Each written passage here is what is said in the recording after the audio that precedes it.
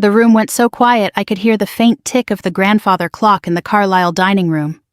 20 years of Navy discipline had trained me to notice silence. Real silence.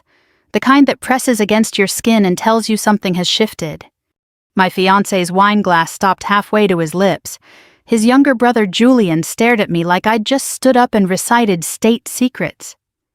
Across the polished mahogany table, Eleanor Carlisle slowly lowered her fork onto her china plate with the kind of precision only old money women seem to master. And Ethan? Ethan looked at me the way men look at a locked door they were certain would open. A moment earlier he'd leaned toward Julian with that smug little half-smile of his and murmured in Latin, "Non intelligis, tantum ridea et annua." She has no clue, just smile and nod. The table had chuckled softly. I had smiled politely. Then I'd lifted my crystal glass, met Ethan's eyes, and answered in the same measured Latin my Georgetown professor once called better than his own. Intellego satis, etiam superbiam tuum. I understand enough, including your arrogance. That was the moment his family froze. And that was the moment I finally understood I was not going to marry Ethan Carlisle. 3 hours earlier I had believed I was driving toward my future. The late October sun had cast long amber streaks across Route 50 as I headed toward Annapolis, the Chesapeake flashing silver through the trees. Maryland always looked dignified in autumn, like it understood its own history. Ethan had texted twice while I drove. "Mom's gone overboard as usual. Just smile and survive." Then, "Don't let Julian bait you. He thinks he's Cicero reincarnated." I smiled at that. At the time I thought it was affectionate. I should have known better. Ethan and I had been engaged for 6 months.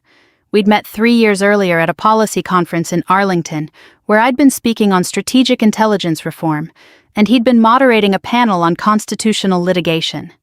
He was handsome in the polished Georgetown way, tailored suits, expensive watches, that dark blonde hair, always just imperfect enough to look accidental. He had a quick wit and the kind of confidence that made people assume depth. At 45, he'd never married. His friends described him as discerning. When we met, he told people I was the most fascinating woman he'd ever known. I believed him. That was my mistake. I'm Claire Bennett, 42, retired Navy intelligence officer now teaching strategic military history at St. John's College in Annapolis. Officially, I spent 19 years specializing in linguistic analysis and operational coordination. Unofficially, there are things I still can't discuss. People hear Navy intelligence and imagine fluorescent offices and secure conference calls. Sometimes that was true. Sometimes it wasn't. What mattered was this: the work taught me to read people the way other women read novels. And somehow with Ethan I'd missed the ending. The Carlisle estate sat on 17 waterfront acres just outside town. White columns, perfect hedges, gravel driveway that whispered beneath your tires. The kind of house designed to remind visitors they were guests. I parked beside Ethan's silver Mercedes and checked my reflection in the mirror. Simple navy sheath dress, pearl earrings, hair pinned neatly back. Composed. The woman looking back at me had survived Kabul, Brussels, and 3 weeks in a Romanian safe house during a diplomatic breach. Surely she could survive dinner with future in-laws. Ethan opened the front door before I reached it. "There she is," he said, kissing my cheek. He smelled like cedar and old bourbon. "You look tense." "I'm fine." He studied me for half a second. "You know, my mother can smell anxiety." I laughed softly. "Good thing I don't have any." He smiled, but it didn't quite reach his eyes. Inside the house glowed with old money warmth. Oil paintings, brass sconces, Persian rugs softened by generations of footsteps. Everything immaculate. Everything careful. Eleanor Carlisle greeted me with cool elegance. "Claire, lovely dress." "Not you look lovely." The dress did. Richard Carlisle appeared moments later, broad-shouldered despite his 74 years. His handshake was warm, direct. "Good to see you again, Claire." He was the only member of Ethan's family who ever looked people fully in the eye. Then came Julian. 40, smug, recently divorced, and still somehow convinced prep school rowing victories counted as adult accomplishments.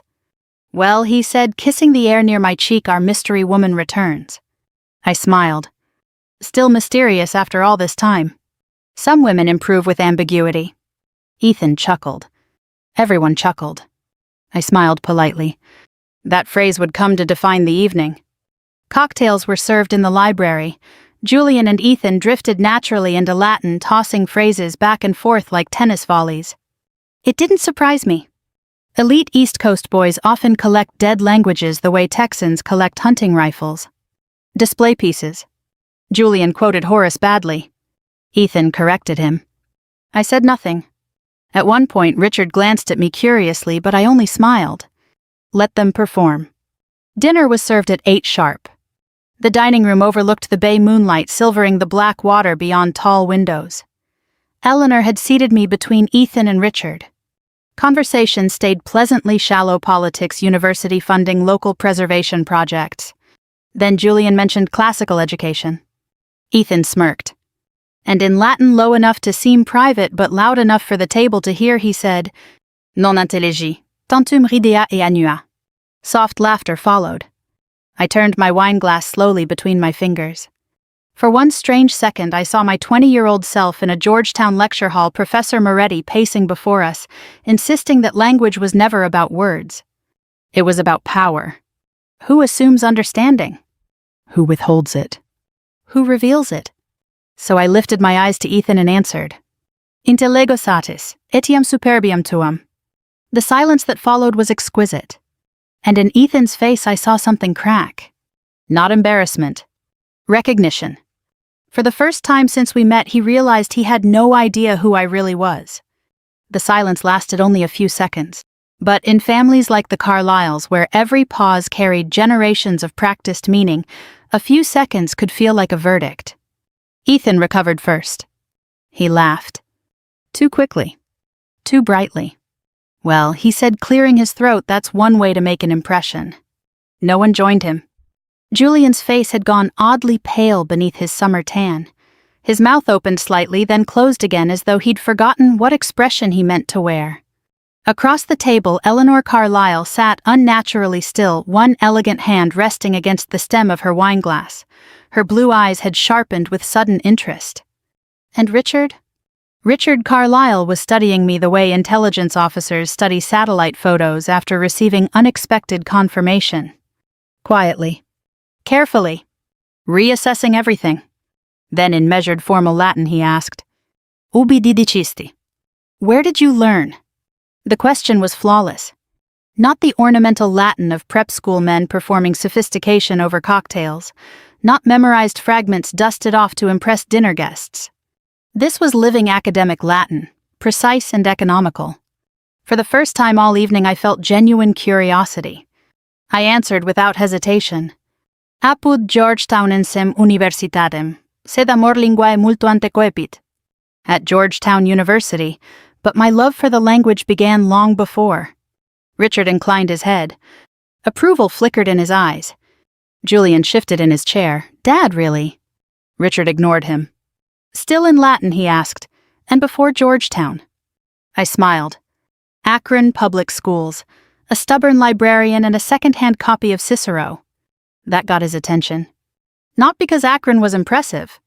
Because it wasn't. Old families like the Carlyles understand pedigree, they rarely understand effort. For the first time that evening, Richard smiled. A self-made classicist. I answered with a line from Cicero itself.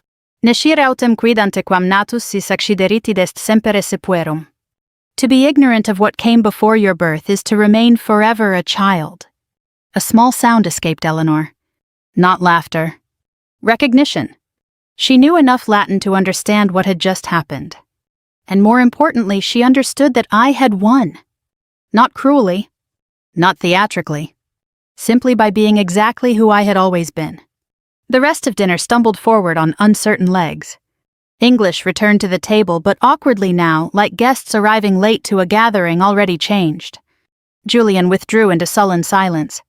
Eleanor redirected conversation toward neutral territory, charitable boards, local politics, the upcoming Naval Academy Gala. Ethan became aggressively charming. He laughed too much, refilled glasses, too often interrupted people mid-sentence. To anyone who didn't know him well, he would have seemed perfectly at ease. But I knew Ethan, and I could see panic behind the polish. He kept glancing at me, searching for something. Anger, maybe? Vindication. A sign I intended to humiliate him further. Instead, I remained calm. That unsettled him most of all.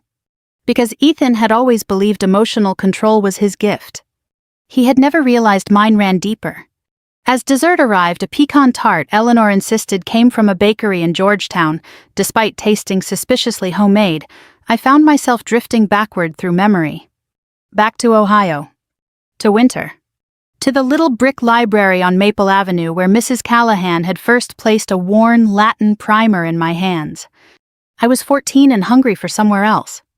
Not physically hungry, though there'd been years when money was tight enough for that, too. Hungry in the way bright children often are when they grow up in places too small for their questions. My father worked maintenance at Goodyear. My mother taught 3rd grade. Good people, honest people. But they lived practical lives, and practical lives have little use for dead languages. Mrs. Callahan had noticed me lingering near the classics shelf after school. "You look like a girl who wants answers," she'd said. Then she handed me Cicero. That was all it took. Language became escape first. Then discipline. Then identity. At Georgetown, professors assumed I came from old East Coast schools because my Latin was stronger than theirs. I never corrected them unless necessary. People reveal themselves through assumptions.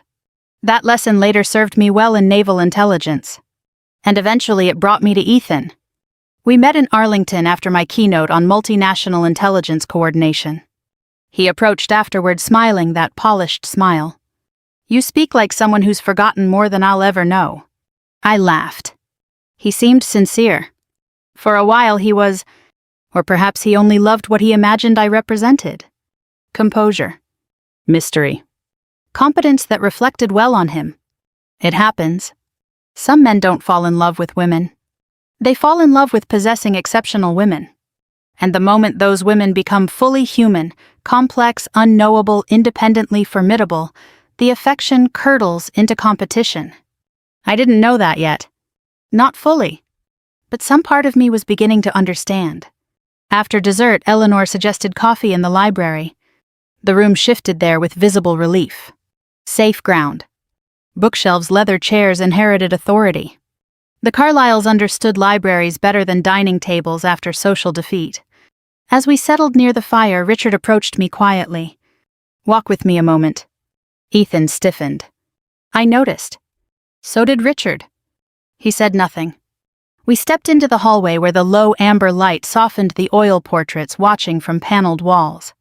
For a moment, neither of us spoke. Then Richard said, "You spent time in government service." Not a question. I met his gaze. Yes. He nodded once. I served naval intelligence from 1973 to 1981.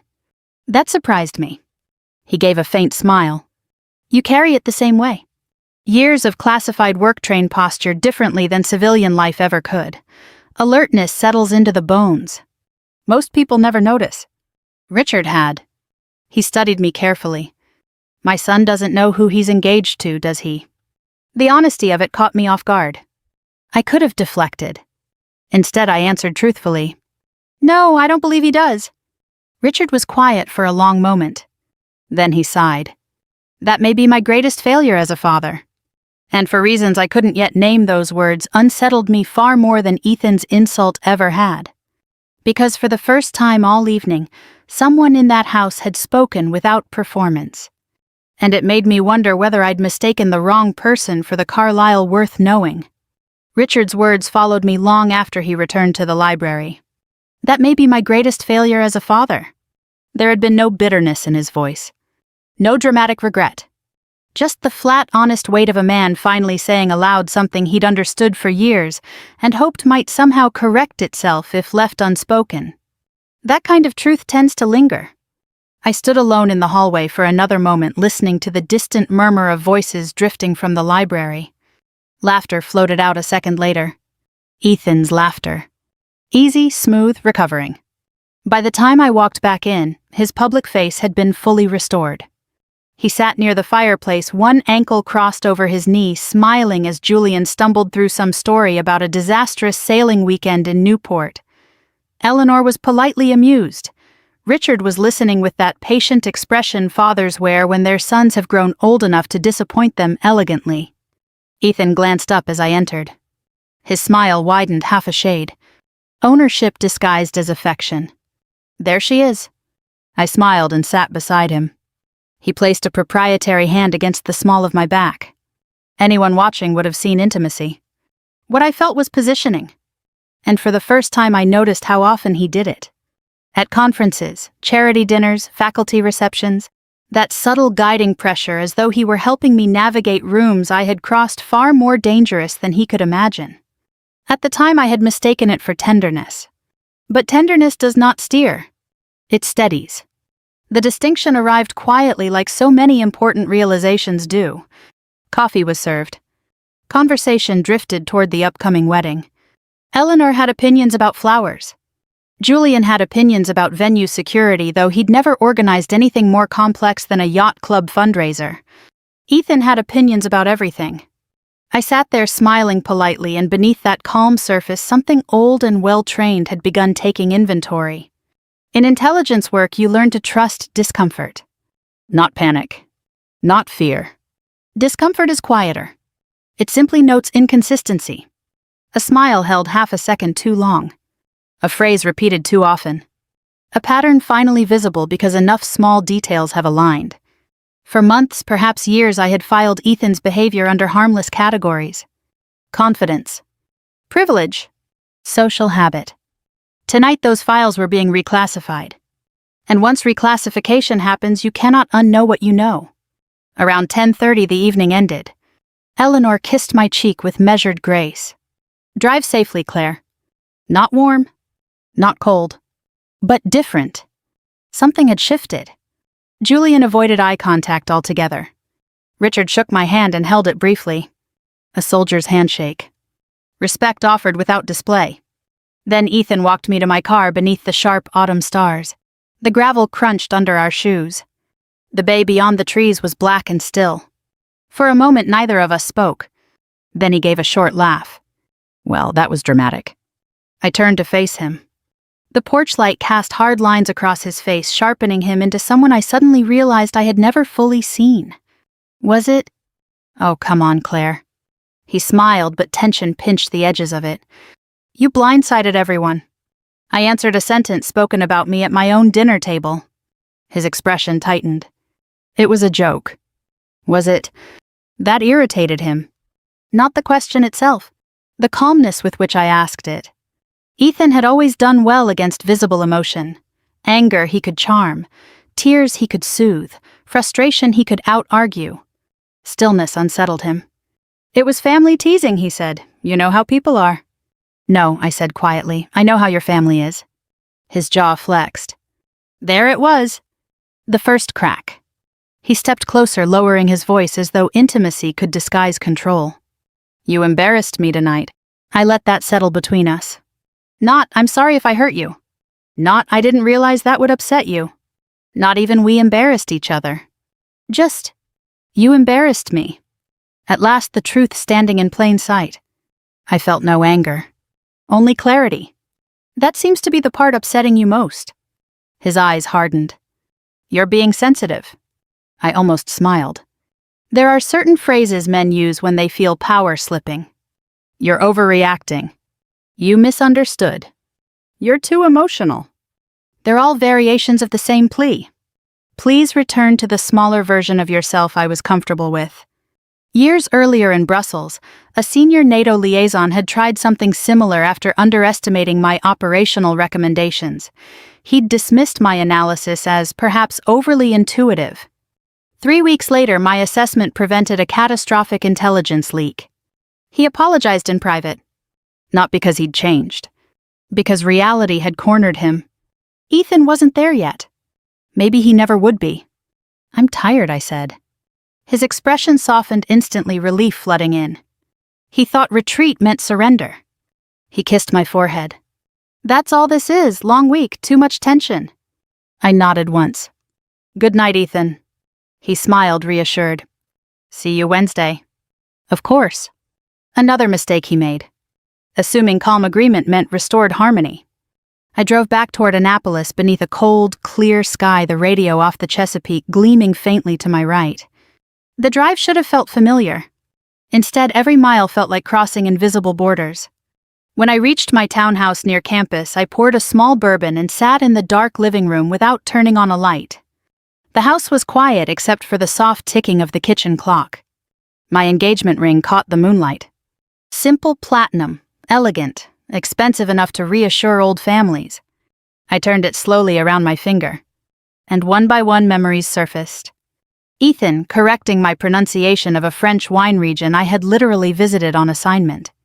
Ethan interrupting one of my lectures to clarify context for guests. Ethan joking to friends that I was brilliant but socially feral. Each moment small enough to dismiss, together unmistakable. The pattern was complete. And once a pattern completes, action follows. I removed the ring, held it in my palm, then slipped it into my purse. Not dramatically, not tearfully. Simply as one files a report after reaching unavoidable conclusions. I slept deeply that night, the kind of sleep that comes only after certainty. And when I woke before dawn, I already knew my future had changed. I just hadn't yet decided how to tell Ethan. The strange thing about certainty is how peaceful it feels. People imagine the end of an engagement as slammed doors, raised voices, shattered glasses, and dramatic midnight declarations. But real endings, especially the important ones, usually arrive quietly. They settle into the room and wait for you to notice them. The week after dinner at the Carlisle estate unfolded with almost insulting normalcy. I taught my classes at St. John's. I graded midterm essays on Clausewitz and strategic restraint. I met colleagues for coffee. I walked the old brick paths beneath the yellowing sycamores and listened to the bells from the chapel tower drift over campus like memory itself. And every morning I woke with the same calm knowledge. I was not going to marry Ethan Carlisle. I still hadn't told him. That wasn't hesitation. It was timing. Years in intelligence work teach patience. You don't act because emotion demands it. You act when conditions are right. And conditions, as it happened, were about to become ideal. Wednesday evening, Ethan called. His voice was bright, polished, affectionate. Good news. I was at my kitchen counter chopping rosemary for roast chicken. What kind of good news? Mother insisted we move the engagement party up. I paused. The engagement party had originally been scheduled for December after Thanksgiving. Why? She thinks momentum matters. That sounded exactly like Eleanor Carlisle. Appearances first, reflection later. When? Saturday, Georgetown Club, black tie. 3 days away. Conveniently impossible to decline without explanation. I smiled faintly. Perfect. That's sudden. I know, but it'll be wonderful. Everyone important will be there. Everyone important. Not everyone loved. Not everyone close to us. Important. The word landed exactly as he intended. Status disguised as celebration. When were you planning to tell me? I asked. A pause. Then that easy laugh. Oh, Claire, don't do that. Do what? Notice. Question. Exist independently of his assumptions. He softened his voice. You'll look beautiful. My mother's handling details. Just show up and let yourself be adored. There it was again. That subtle positioning. Smile and nod. The phrase echoed through my mind with almost comic precision. And for the first time I felt something dangerously close to amusement. Of course, I said. He exhaled, reassured. Wonderful, I'll pick you up at 7. After we hung up, I finished preparing dinner, poured a glass of wine, and sat alone at my dining table. The townhouse was warm and quiet. Outside leaves scraped softly along the sidewalk in the wind. I thought about calling Ethan then and ending it cleanly. Simple, civilized. But another thought arrived just as quickly. No, not revenge. Not humiliation. Just truth placed where it could no longer be ignored. If Ethan wanted an audience for performance, then perhaps the audience deserved honesty. Saturday arrived crisp and cold. By 6:30, Georgetown was glowing under soft amber street lamps, the old brick facades polished by generations of wealth and expectation. I stood before my bedroom mirror fastening pearl earrings. My dress was midnight blue silk, understated and severe enough to command attention without asking for it. The kind of elegance that doesn't need approval. I left my engagement ring in the velvet box on my dresser. Intentional. Not forgotten. At exactly 7, Ethan knocked. When I opened the door, his smile faltered. "You're not wearing it." I held his gaze. "No." A beat passed. Then he smiled again, tighter this time. "Well, we'll fix that before photos." I said nothing. He mistook silence for compliance. Again. The Georgetown Club was everything one expects from old Washington. Money-polished walnut paneling, crystal chandeliers, discreetly expensive floral arrangements, staff who moved like choreography. The ballroom hummed with practiced prestige. Federal judges, lobbyists, professors, retired admirals, women in silk and diamonds discussing foundations they only half remembered funding, men who still introduced themselves by former titles. The Carlisle world. And tonight I was meant to become part of it.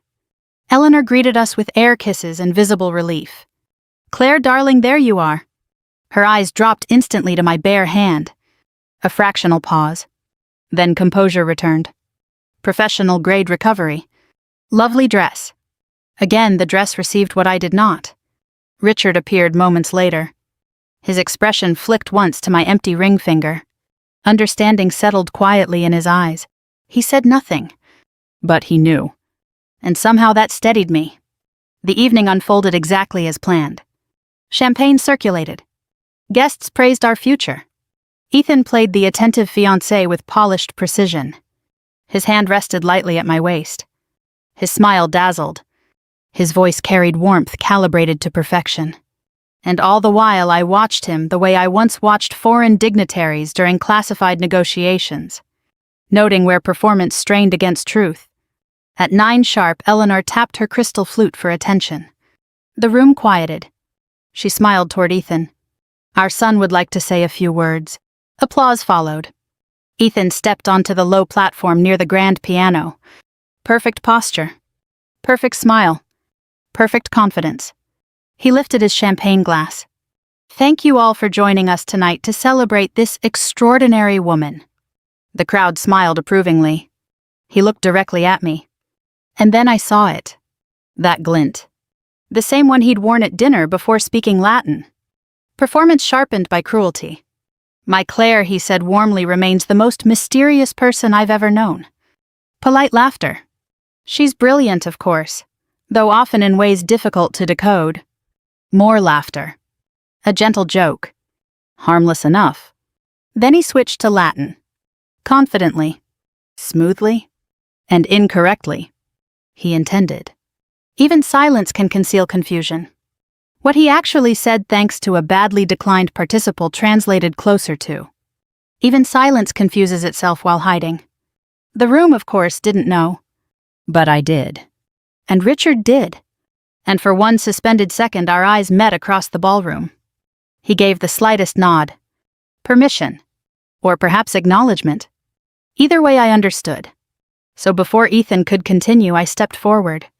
And in clear, elegant Latin heard across the suddenly still room, I said, "You've declined the participle incorrectly." Gasps fluttered through the crowd. Ethan froze. I continued still in flawless Latin. "If one wishes to insult a woman publicly, precision helps." A few guests laughed nervously. Then Richard laughed outright. The sound cracked the room open. And Ethan's perfect evening began to collapse. For half a second after Richard laughed, no one else moved. It was the kind of moment Washington society secretly lives for. Not charity galas. Not policy dinners. Not elegant speeches about duty and service. No. What people in rooms like that truly crave is rupture. The instant polished certainty breaks open and reveals whatever trembling truth has been hiding underneath. And there, under the crystal chandeliers of the Georgetown Club, Ethan Carlisle was trembling. His smile remained in place, but it had become mechanical now, like a light left burning in an empty house. He looked at me as though he couldn't quite understand what he was seeing. Not because I had corrected his Latin, because I had done it calmly, without anger, without apology, and without needing anyone's permission. The crowd shifted uneasily, their instincts splitting in 2 directions. One half wanted to pretend nothing unusual had happened. The other half wanted front-row seats. Washington is full of cowards and spectators. Often the same people. Ethan recovered quickly, too quickly. That had always been his gift. He laughed and spread his hands. Well, he said, his voice smooth but brittle at the edges. There you have it. Proof I should never attempt classics in front of Claire. Scattered laughter answered. The room was offering him escape. A lesser humiliation. A chance to reframe this as charming banter. For a brief moment I considered letting him have it. Ending things quietly afterward. No scene. No public reckoning. That would have been easier. Kinder, perhaps. Then he looked directly at me and said, "That's what makes her so fascinating. Brilliant, inscrutable. Occasionally difficult to keep up with socially, but intellectually impossible to fault." More laughter. Soft. Encouraging. And there it was. The same move he had always made. Dressed down cruelty as sophistication. Mockery wrapped in polished affection. Invite the room to smile along. I realized then that if I walked away quietly, he would spend the rest of his life telling this story as evidence of my coldness, my mystery, my impossible standards. And people would believe him. Not because he was right, because he was practiced. So I smiled, and stepped fully onto the platform beside him. The room stilled again. Ethan's expression flickered. Just briefly. He hadn't expected movement.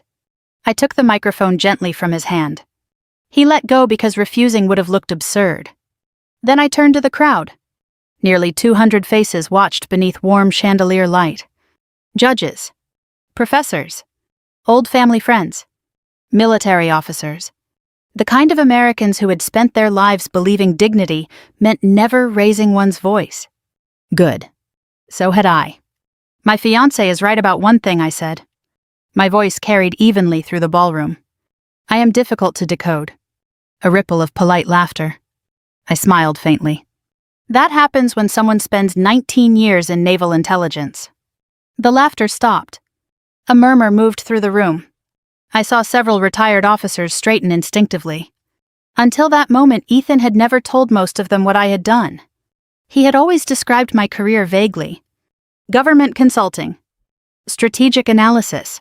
Academic work. Things that sounded impressive but abstract. Nothing that might require him to share the spotlight. I continued. My work required discretion, precision, listening carefully enough to hear what people reveal when they assume you cannot understand them. Now no one moved at all. Across the room, Richard Carlyle stood perfectly still. Not surprised. Proud. And for reasons I would only understand later that mattered. I turned toward Ethan. He had gone pale. There was no anger in his face now. Only fear. Not fear of me. Fear of exposure. The fear all carefully constructed men carry. The terror that one day someone will speak plainly. So I did. When Ethan and I first met, I admired his intelligence, his confidence, his ambition. My eyes stayed on his. I thought those qualities reflected character. Silence. His throat moved. He knew what was coming. But there are moments when consequence arrives too late to negotiate with. Instead, I said gently, I've learned confidence without humility becomes contempt. Intelligence without kindness becomes performance. No one breathed. Even the waitstaff had stopped moving. I reached into my evening clutch, removed the platinum ring, held it between my fingers. A small object. A heavy truth. Ethan whispered Claire. Not loud enough for the room. Just for me. A plea. But not the right one. Not I'm sorry. Not I understand. Only, please don't. And after everything, that was what made my choice easiest. I placed the ring carefully on the silver champagne tray nearest the stage. The soft metallic click echoed through the ballroom. Then I looked at him one final time. You once told your brother I should smile and nod. His face drained of all color. A visible tremor passed through him. Gasps fluttered through the room as understanding spread. I smiled not cruelly but honestly. You were half right. I set down the microphone and walked away. No one tried to stop me? Not Ethan. Not Eleanor. Not Julian. Only Richard moved. As I passed, he touched my arm lightly. A soldier's gesture. Respect. Nothing more. Outside, Georgetown's cold night air struck my face like baptism. The street glowed amber beneath old lamps. Cars moved quietly past on Wisconsin Avenue. Life continuing indifferent and immense. For the first time in years, I could breathe without calculation. I stood there for several moments looking up at the dark Washington sky. Then I laughed. Softly. Not from triumph. From relief. There is a profound peace that arrives when performance finally ends. I drove home through the sleeping city with the windows cracked to let in the November cold. No music. No tears. Just stillness. When I reached Annapolis after midnight, I poured bourbon into my father's old glass tumbler and sat by the window overlooking campus. The chapel bell struck 1. And for the first time since accepting Ethan's proposal, I felt entirely like myself. The phone began ringing at 7:12 the next morning. I let it ring. At 7:14 it rang again. At 7:18 my doorbell sounded. And somehow before I even rose from my chair, I already knew it wasn't Ethan. It was Richard. Richard Carlisle stood on my front porch wearing a navy wool overcoat and holding a white bakery box tied with simple string. For a man who had likely spent decades entering rooms from positions of unquestioned authority, he looked unexpectedly uncertain. Not weak. Not ashamed. Just careful. The kind of careful that comes when a person finally understands the importance of getting something right. When I opened the door, he gave a slight nod. Claire. Richard. He lifted the box a little. Blueberry scones from Lighthouse Bistro. I'm told apologies should never arrive empty-handed. For the first time since the engagement party, I smiled. A real smile. Well, I said, stepping aside, that's certainly better than flowers. His mouth twitched. Flowers are often just expensive evasions. I liked him more for saying it. He entered quietly, pausing just inside the foyer to glance around. My townhouse was modest by Carlisle standards, brick narrow overlooking the old streets near St. John's, but warm. Books lined nearly every wall. Framed maps from naval operations I was legally allowed to display hung above the fireplace. The furniture was practical and worn in ways that suggested use rather than curation. Nothing had been selected to impress anyone. That alone probably made it alien to him. I led him to the kitchen. The late morning sun poured through the windows, catching the steam rising from the coffee I'd just made. He set down the pastry box and removed his coat. For a while we moved through the familiar choreography of civility, pouring coffee-setting plates, making small observations about weather and traffic. Older people understand this dance better than younger ones. Sometimes practical motions allow truth to gather courage. At last Richard folded his hands around his coffee cup and looked at me directly. I came to apologize. You already did. Not sufficiently. Fair enough. I waited. He drew a slow breath. I spent years teaching Ethan how to succeed. Schools, connections, discipline, presentation. His mouth tightened faintly. I neglected to teach him humility because I assumed life would do it for me. The honesty of it struck harder than any polished apology could have. There was no self-protection in his tone. No attempt to lessen responsibility. Just truth. I leaned back in my chair. That's rare. He gave me a tired smile. At 74, one grows too old for decorative lies. We sat in silence for a moment. Comfortable silence. Then he said he was here at dawn. That surprised me. At the estate. He nodded. He looked like he hadn't slept. I said nothing. Richard's expression softened, not with pity for his son, but recognition. He asked whether I thought you'd overreacted. I almost laughed. What did you tell him? His eyes held mine. I told him no woman with your bearing overreacts, she observes. Then she acts once she's certain. The words landed deeper than I expected. Because he understood. Not just what had happened. Who I was. Recognition is a rare form of respect. And perhaps the most valuable. He was angry, I asked. At first. Richard took a sip of coffee. Then defensive, then ashamed. He set down the cup carefully. Eventually he cried. That startled me more than anything else. Not because Ethan was incapable of emotion. Because he had always treated vulnerable emotion as failure. Richard saw my surprise. He hasn't cried since he was 14. What changed? He gave a sad smile. For the first time, there was no one left willing to tell him he was right. The kitchen fell quiet again. Outside, dry leaves skittered across the sidewalk. A church bell sounded faintly from downtown Annapolis. Life moving steadily forward. Richard looked around the room. He underestimated you because I taught him to admire polish over substance. I considered that. It was partly true. But not all of it. No, I said gently. You taught him many things. He chose which lessons to keep. Richard absorbed that without flinching. Another mark of character. Finally, he nodded. Yes, that's true. We spoke for nearly 3 hours after that. Not about Ethan mostly. About service. About discipline. About the strange loneliness of leadership. He told me stories from naval intelligence during the late 70s, Moscow analyses, Mediterranean operations, tense Cold War briefings, where one misunderstood sentence might alter history. I told him what little I safely could about my own years overseas. Enough for shared understanding. Not enough to violate trust. And gradually something remarkable happened.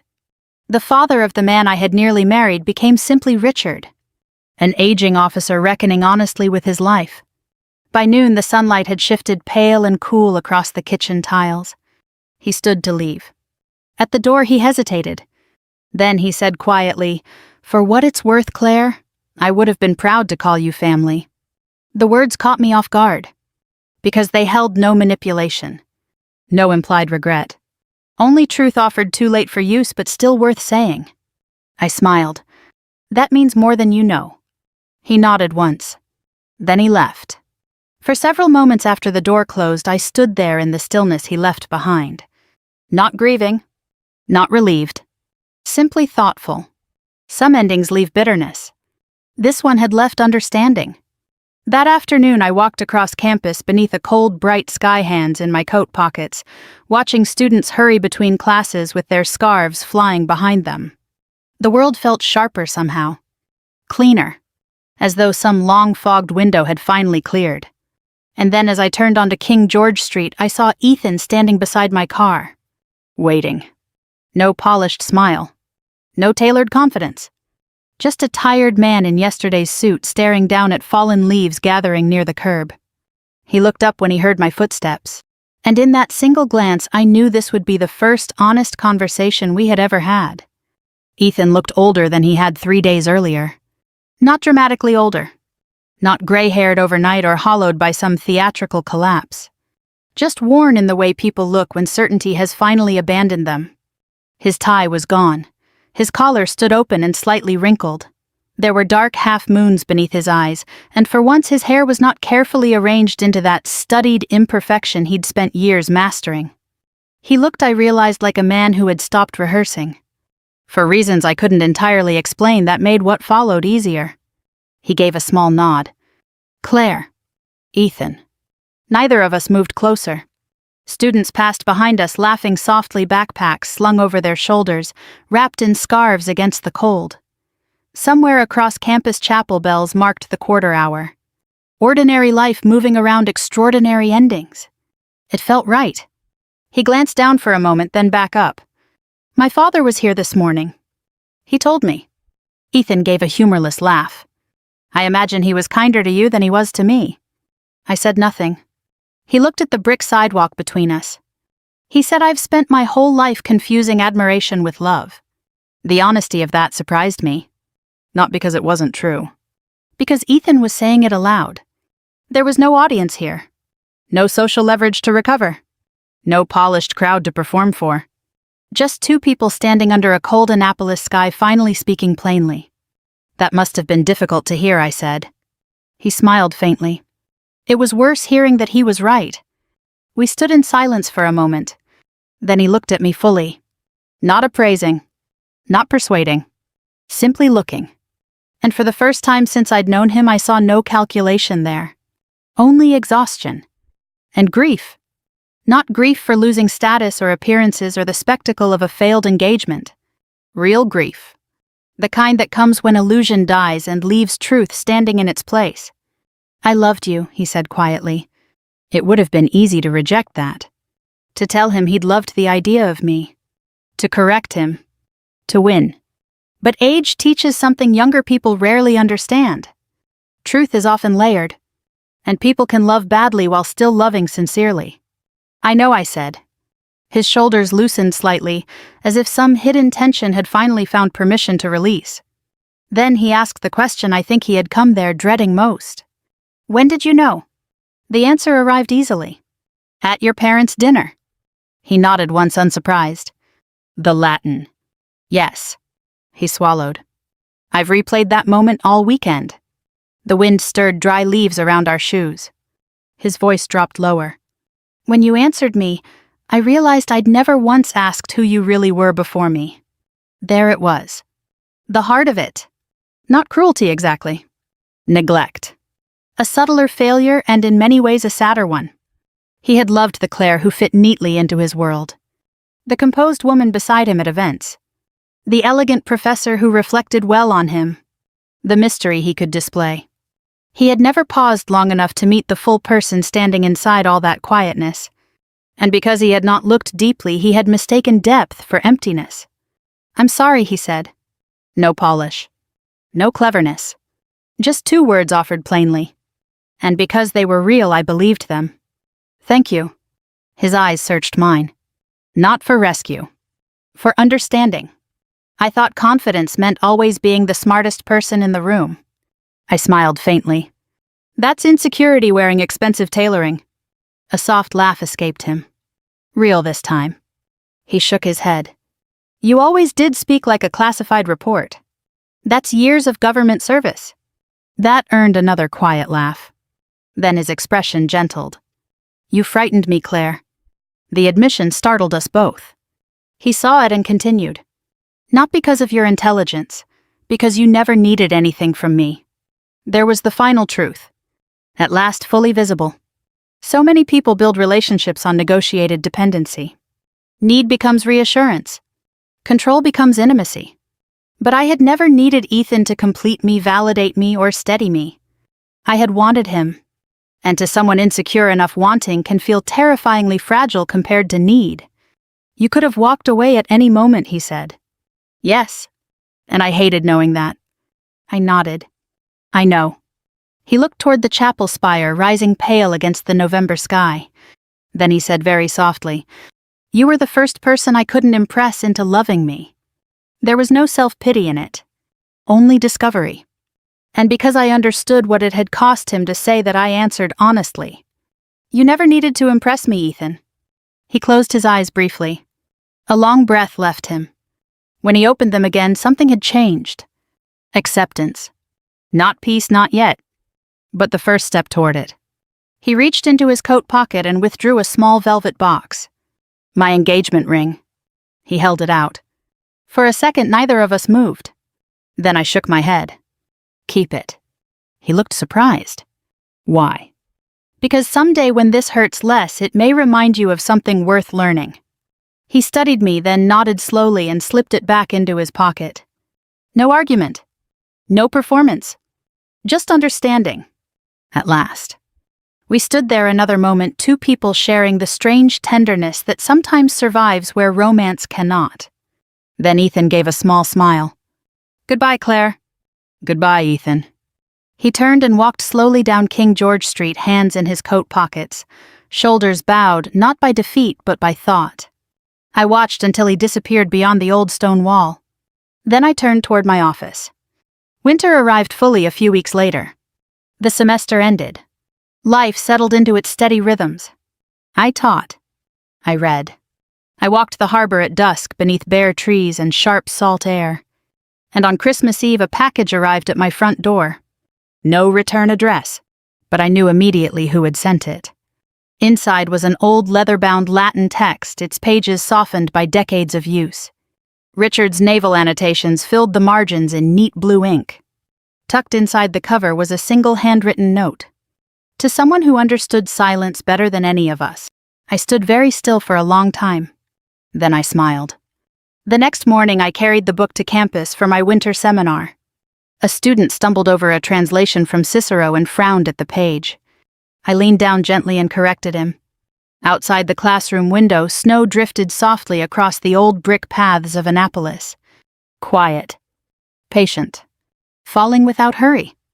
And standing there surrounded by young voices learning old truths, I thought about all the ways life humbles us into becoming ourselves. Sometimes through loss. Sometimes through love. Sometimes through a single sentence spoken carelessly across a dinner table. If this story stirred something in you, if it reminded you of a moment when silence taught more than anger ever could, perhaps carry that reflection forward. Share it with someone who may need it or stay a while, and listen to another story. Sometimes understanding arrives quietly and stays if we make room for it. Then I opened Richard's old book and began again.